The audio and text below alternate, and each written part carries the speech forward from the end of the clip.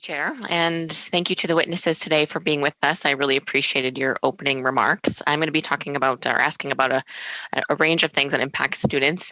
First, I'd like to ask, what do you think universities should be doing now to prepare for the event that you have to do virtual learning again in the fall? How can we adequately prepare for this, given that you had a crash course this March, as you mentioned, Mr. Reeser? What can your university be doing for the fall to prepare? Yeah, so again, I think that's an extremely important question, that one that we've been attempting to answer as we go on. I would, however, like to, if possible, defer that to Mackenzie Metcalf, our Vice President External, as I think that would be a question better suited for her. I think when it comes to preparing for fall online classes, universities are already taking measures to figure out what it's going to look like. Many universities in Ontario and across Canada have already made commitments to being either 100% online or a portion of courses will be offered in person. So I think it's really university specific, depending on how much of the courses will be online. But I also think it is important that universities take steps to preparing students to be able to learn online, because it is a fundamentally different learning environment than in-class lecture-based courses that they might be used to coming from high school or even in prior university courses.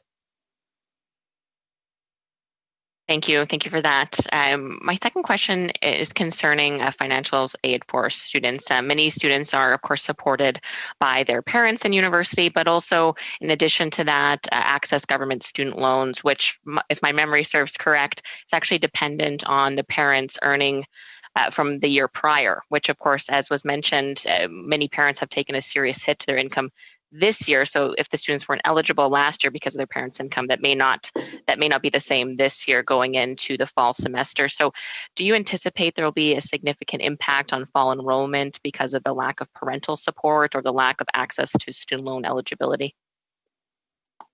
So I do expect that there will be many students who very seriously reconsider attending post-secondary education because of the costs. That is one of the reasons why we are asking for students' expected income and spouses' contributions to be also waived in the 2021-2022 academic year, because when you apply for programs like OSAP in Ontario, you have to declare your parents' income, and those are for tax years that would have not been impacted by COVID-19.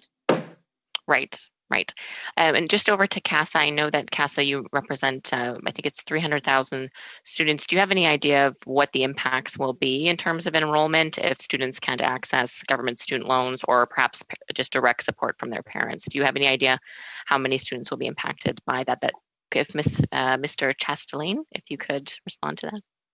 Well, thank you for the question. And I think it's an important one that we need to be asking in terms of the next steps. And as I would call back to, we're already seeing that a significant chunk of students, nearly 40%, are already thinking about deferring their fall semester and potentially looking to come back at a time where university education is going to look a little bit more typical. And in that regard, right now, a lot of students are really thinking about how their university education is going to change as we continue to see universities across the country begin to shift to a hybrid form of delivery, or in some cases, completely remote or digital delivery entirely. So it's definitely something that's going to continue over the next few months as students make up their minds, but already we're seeing a significant portion of students rethink their involvement in the fall.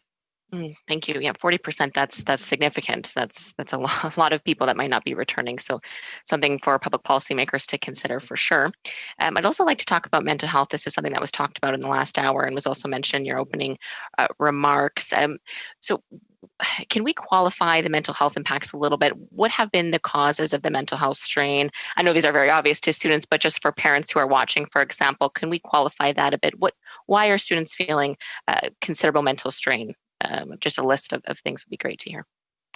Yeah, and that's a very important question. I thank you for raising that. We're seeing, based on our recent survey data, that nearly 80% of students in Canada report being considerably stressed at this time, and 60% of those students are saying that this is a direct result of COVID-19. And there's a number of things to consider here. I would first draw to health and wellness, and a number of students are worried about the health and well-being of their family members, potentially of their peers and their colleagues. And it also goes to their future prospects, whether that comes to what university education is going going to look like, stress about whether they'll be able to find employment after graduation as well. This is definitely a period of uncertainty that is unprecedented for students and is creating a number of challenges in terms of how we view the next stage of our lives. I can understand that for sure. But the uncertainty is very challenging. I remember coming out of university, and that was stressful enough trying to find a job, let alone in a COVID-19 economy. I'd love to hear a little bit of elaboration on that from the other panelists as well. Sort of those mental health impacts. What are you hearing from your students? Why are they feeling 60% are being significantly impacted with their mental health? Yeah, I would love to speak to that because that's also a large priority in what I was able to speak to in the opening remarks regarding the connectedness and the uncertainty were two words that are that come to mind whenever I've been speaking to any students at our campus. And I think the main thing that people are missing is the aspects of university that aren't within the classroom. There are things that aren't necessarily tangible, but those in between conversations and interactions can mean a lot. And we've definitely seen that, especially in for many of us, the feeling of the fatigue that comes with numerous calls of Zoom or whatever platform it may be. That's something we're definitely working on and trying to find ways that, given Western is utilizing a blended model, to find any way from our possibility to increase those human interactions in still a safe and controlled manner.